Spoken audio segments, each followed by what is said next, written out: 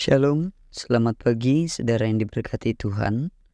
Kita berjumpa kembali dalam program Renungan Harian Toraya, edisi Kamis 18 Juli 2024.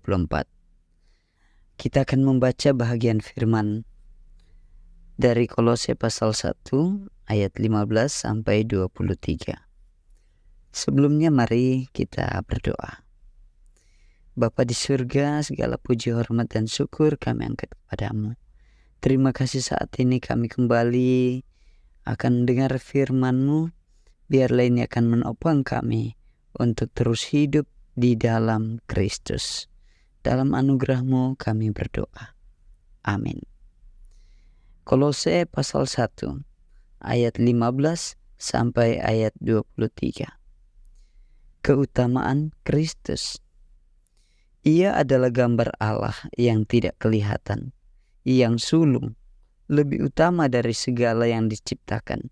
Karena di dalam Dialah telah diciptakan segala sesuatu yang ada di surga dan yang ada di bumi, yang kelihatan dan yang tidak kelihatan, baik singgasana maupun kerajaan, baik pemerintah maupun penguasa.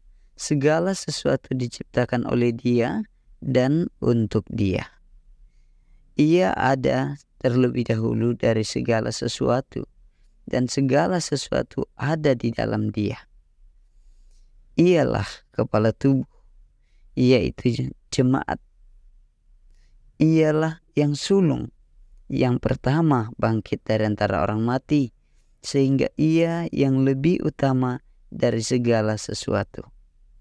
Karena seluruh kepenuhan Allah berkenan diam di dalam Dia, dan oleh Dialah Ia memperdamaikan segala sesuatu dengan dirinya, baik yang ada di bumi maupun yang ada di surga, sesudah Ia mengadakan pendamaian oleh darah salib Kristus.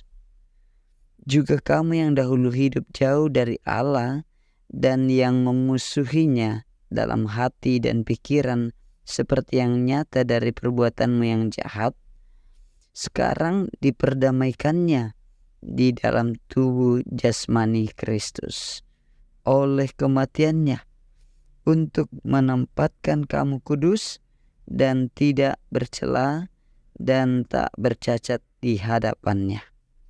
Sebab itu kamu harus bertekun dalam iman, tetap teguh dan tidak bergantung tidak bergoncang, dan jangan kamu digeser dari pengharapan Injil yang telah kamu dengar dan yang telah dikabarkan di seluruh alam di bawah langit, dan yang aku ini, Paulus, telah menjadi pelayannya. Amin. Saudara-saudara, tema hari ini adalah dalam Kristus, lan Kristus. Seorang pelayan dari atas mimbar pernah bertanya, siapakah gambar Allah? Sontak seorang anggota majelis menjawab, manusia. Jawaban anggota majelis tersebut mungkin juga mewakili pemahaman awal kita mengenai gambar Allah. Akan tetapi, teks bacaan kita pada hari ini menandaskan bahwa Kristuslah gambar Allah, dan di dalam Dia diciptakan segala sesuatu, seperti yang kita baca dalam ayat 15 dan 16. Jikalau demikian, apa dan bagaimana pengaruh gambar Allah dalam situasi konkret keseharian kita? Saudara-saudara, teks bacaan firman Tuhan pada hari ini merupakan perlawanan atas ajaran sesat yang mencampur adukkan mitos fana dengan keselamatan dalam Kristus.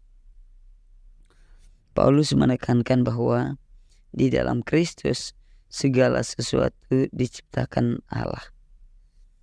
Tuntunan Tuhan, tuntunan Roh Kudus memelihara dan meyakinkan kita bahwa Kristus adalah gambar Allah. Maksudnya ialah melalui Kristus kita mengenal Allah yang menciptakan dan berkenan untuk menyelamatkan manusia. Berdasar pada pemahaman tersebutlah selayaknya kita sadar bahwa tidak ada alasan apapun yang dapat membuat kita menyimpang kepada ajaran yang sesat.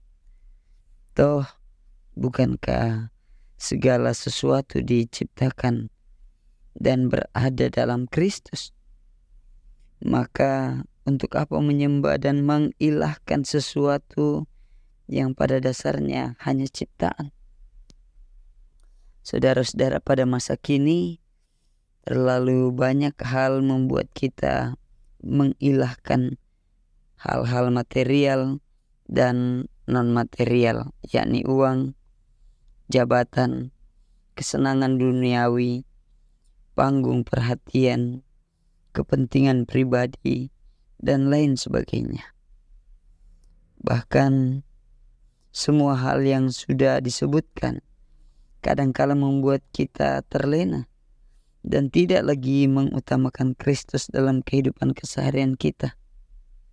Karena itu saudara-saudara, bertobatlah jika pernah menyimpang dari Kristus, karena kasih-Nya lebih besar dari pelanggaran kita. Yesus memperdamaikan kita dengan Allah, dan kuasa Roh Kudus senantiasa menguatkan kita untuk teguh berpegang pada Kristus. Terpujilah Allah. Kita berdoa. Ya Bapa di surga, kami bersyukur untuk setiap anugerah kasih-Mu, bahwa saat ini kami mendengarkan firman-Mu. Ajar kami untuk terus bersyukur atasnya.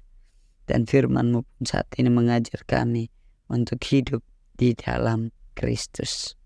Dalam anugerah-Mu, berkati jemaat-Mu, berkati anak-anak dalam masa tumbuh kembang dan pendidikan.